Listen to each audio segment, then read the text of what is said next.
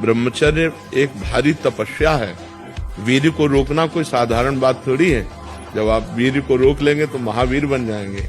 महान बुद्धि प्रवीण हो जाती है जब वीर शक्ति को एकत्रित किया जाता है। शरीर भले ऐसे हो, वो संकल्प करे तो धरती फट जाए। बहुत ब्रह्मचर्य में बहुत बड़ी सामर्थ्य है। आपको सच्ची कहता हूँ, आप ऐसे निराश मत होना कि इतने दिन हो गए अब भी काम आता है। एक दिन वो समय आएगा कि तुम ऐसी छाती ठोक के कहोगे कि किसी की ताकत नहीं कि हिला दे। साधक को चाहिए अच्छा भोजन, कोई प्रशंसा नहीं। रूखा सूखा, कोई उदासी नहीं मिला, कोई परेशानी।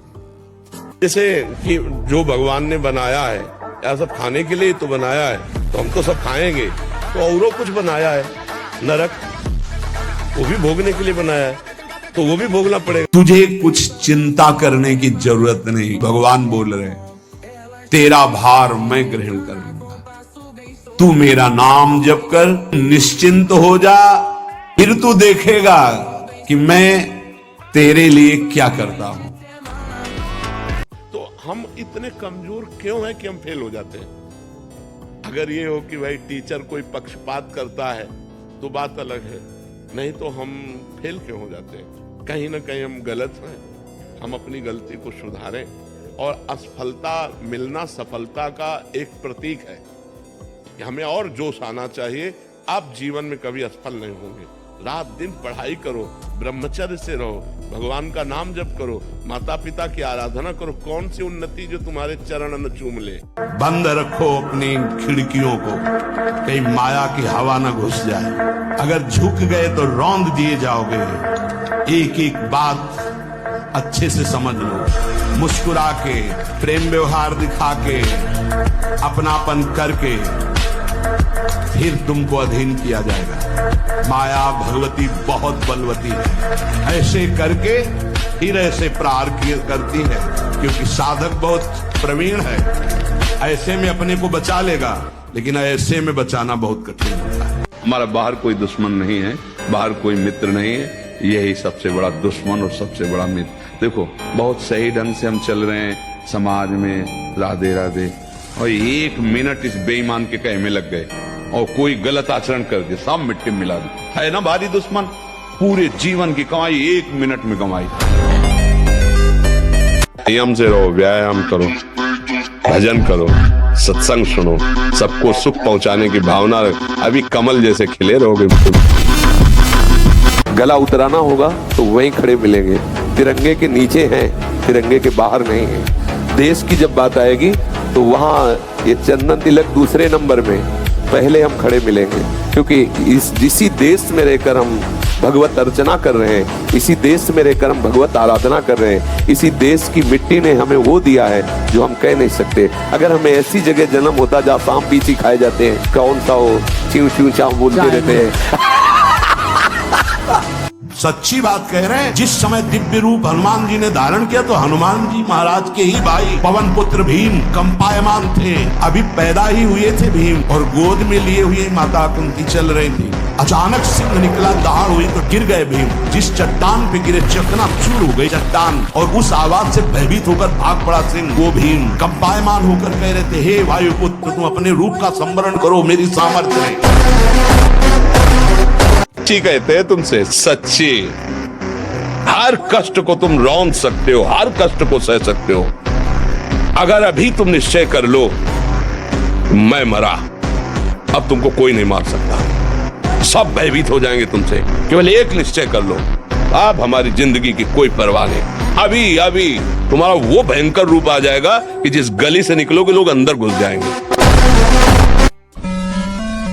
जो किसी कामिनी की तरफ मन को नहीं जाने दिया, जो वाणी को कभी प्रपंच की वार्ता में नहीं लगाया, और जो कभी लंगोटी का कच्चा नहीं हुआ, वही सच्चा महात्मा है। जो केवल रसेंद्री के स्वाद में और जनेंद्री के भोग में है, उसका कभी भी संग नहीं करना चाहिए। सतमार्ग में चल दिया है पर पुनः वो भ्रष्ट हो जाएगा। जिनका उद्यम, जिनका प्रयास केवल दो इंद्रियों के पोषण में, ये खाया जाए, ये खाया जाए, ये पिया जाए, ऐसे भोग किया जाए, ये घोर कुसंग है भगवत प्राप्ति के मार्ग में। यदि भगवत प्राप्ति करनी है तो आए मुमुक्षु, कभी मैथुन धर्म से युक्त प्राणियों का संग न करना। हमका विश्व का कोई भी कहीं भी कितना भी बड़ा देवता हो, अगर भगवान नाम जापक है तो उसे ये घोड़े ओड़े की नाल पहनने की जरूरत नहीं है। और हम कहते हैं कि आप जाओ और शनि की आराधना करो और उसका फल मांगो कि प्रेमानंद के बाल को उखाड़ दीजिए। ये हम लाडली के बल से कह रहे हैं। थोड़ा मजबूत बन करके चलो, टूटो मत, हारो मत, झुको मत इस बात से कि अब तो मैं किसी काम का नहीं। थोड़ा कठिन लगता है, पूर्वाभ्यास विषय भोगने का है। ऐसा लगता है हम नहीं रह पाएंगे, हम नहीं चल पाएंगे। नहीं नहीं, ये बुद्धि की कमजोरी है। ये केवल डरा रहा है आपको, ऐसा महसूस करा रहा है मैं इस भोग के बिना, इस व्यक्ति के संयोग के बिना, इस व्यसन के बिना, इसके। पृथ्वी धमक से हिल रही थी जिनके बहुरांग बदन है और उस पर भस्म लगी हुई, विशाल भाल पर त्रिपुंड है और विकराल स्वरूप, टेढ़ी भौहें, लाल नेत्र, दाहिने हाथ पे फरसा, बाएं हाथ पर धनुष और सिंहवत चाल। भगवान परशुराम। उपासक को जिसे ब्रह्मचर्य रहना है, 2 समय भोजन हल्का या 1 बार भरपेट 24 घंटे में पर्याप्त ब्रह्मचारी के लिए, 2 बार तो हल्का। केवल 2 ही समय भोजन करे। पहला भोजन का समय 10 बजे से लेकर 1 बजे के बीच में, दूसरा संध्या होने के बाद 8 बजे तक, इसके बाद नहीं। अगर इसके बाद आप पाते हैं तो आपकी दिनचर्या में फर्क पड़ेगा, वो आपके कई दोष प्रकट करना। देखो, जीवन को यदि आप मंगलमय प्रकाशशील बनाना चाहते हैं तो महापुरुषों के वचन मानने पड़ेंगे। अगल भगवान, शरीर का श्रृंगार, शरीर की शोभा, शरीर को सुख आराम देने की भावना वाला कभी ब्रह्मचारी नहीं हो सकता। बहुत सावधानी की जरूरत है और व्यायाम अत्यंत आवश्यक है। ये नहीं कि हम बहुत सेवा करते, नहीं। अरे ब्रह्मचर्य को पचाने के लिए 1 घंटा व्यायाम की जरूरत है। दवा कोई वर्जिश से बेहतर नहीं। नुक्सा है कम खर्च, बाला नसेन, शक्ति बढ़े, फुर्तील है, चोट न अधिक पिराए, अन्न पचे चंगा रहे, कसरत सदा पाए।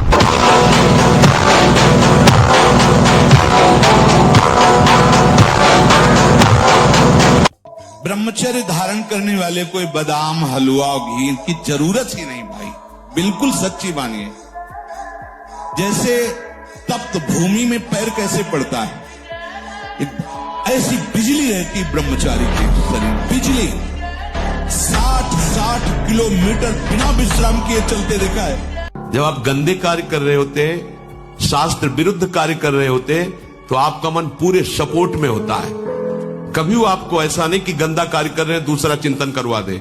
ध्यान देना, जब आप विषय सेवन कर रहे होते, गंदे कार्य कर रहे होते, गंदे दृश्य देख रहे होते, गंदी बातें सोच रहे होते, तब आपको कहीं भी मन विक्षेप नहीं पहुंचाएगा। क्यों? कि उस समय अधीन करके पूरी की पूरी कैसेट लोड कर रहा है अपने अंदर, पूरा का पूरा माल समेट रहा है, कुप्रवृत्तियां अंदर भर रहा है। और जब भजन में बैठे अब वो सब बमन कर रहा है, निकाल रहा है। जो अब निकाल रहा है तब परेशानी महसूस होती है। ये अनंत जन्मों के कुसंस्कार भरे हुए हैं। ब्रह्मचर्य पूर्ण जीवन के लिए अमृत पद है, चाहे गृहस्थी में हो, चाहे व्यापारी हो, चाहे किसान हो, चाहे। और विरक्त मार्ग का तो यही मुख्य ऐसा आधार है जिसके ऊपर वो विविध प्रकार की दैवी संपदा का अनुभव करता है। सावधान हो जाओ, यहाँ कुछ नहीं, सबसे राग त्याग करके एकमात्र प्रियालाल के चरणों में आसक्त हो जाओ। बातें बनाना बहुत आता है, लेकिन हृदय को समझाना बहुत कठिन। जो हृदय को समझा ले वही विद्वान, वही ज्ञानी, वही महात्मा। जो अपने मन को चेला बना ले वही सच्चा गुरु। मन पे चेला बने हुए कोई गुरु होता ही नहीं। जो मन का चेला है वो कभी गुरु नहीं बन सकता। वही गुरु विश्व गुरु है, वही जगत गुरु है जो अपने मन को चेला बना ले, जाए से जहां चाहे वैसे स्थापित कर दे उसे, तभी माना जाता है समर्थ महात्मा।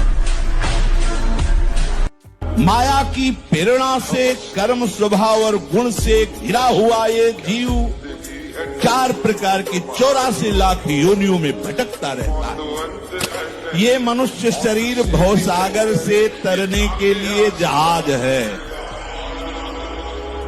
अगर नौका को अनुकूल वायु मिल जाए तो प्रयास नहीं करना पड़ता, सहज में नाव पार कर जाती है। अगर वहां भंवर भी है, अनुकूल वायु है, तो झटके में पार हो जाएगी। चाहे यहाँ से यहाँ तक सोना लाद लो, चाहे यहाँ से यहाँ तक रुपए की गड्डी के बीच में सो, मरेगा तो है ना, लाद के ले जाएगा। जितना जीना है पवित्र धर्म पूर्वक जी और नाम जप कर, और मुक्त हो जाए इस माया प्रपंच से। सब सलाहकार मिलेंगे तुझे माया में फंसाने वाले, एक सलाहकार केवल हरि गुरु है। कोई गर्व न करे महीना 2 महीना ब्रह्मचर्य रह के कि मैं काम विजयी हो गया। भगवान शंकर की समाधि भंग कर सकता है, तुम तो जीव हो, वो शिव हैं, वो शिव हैं, उनकी समाधि भंग कर सकता है, तुम तो जीव हो। चिंता भय शोक इससे बचना है तो एकमात्र श्री भगवान का आश्रय लेकर भजन करते हुए धर्म पूर्वक चलो, कोई डिप्रेशन नहीं रहेगा। और धर्म पूर्वक नहीं चलोगे तो डिप्रेशन मार देगा। यही मन तुम्हें जहर खवा देगा, यही मन तुम्हें फांसी में टंगवा देगा, यही मन तुम्हें जेल पहुंचा देगा, यही मन तुम्हें नर्क पहुंचा देगा। और जब ब्रह्मचर्य, ऐसा कैसे हो सकता है? बल है ना, अध्यात्म बल, शारीरिक बल की बात नहीं कहते, ऐसा कैसे हो सकता है? यदि एक बार ऐसा हुआ तो 1000 बार मैं प्रयास करूंगा और इस पर विजय। वो मतलब जिद्दी स्वभाव, एक निष्ठा उसी से आती है, उसी से। पहले खेती जोतते थे ना किसान, एक फार वाला होता था और पूरे खेत को उसी से जोतला है, बलवान होते। 2 लीटर मठा और 8 रोटी पाए, बैल की जैसी ताकत। अगर बैल को नाक पकड़ के रोक ले तो वो वही खड़ा हो जाए।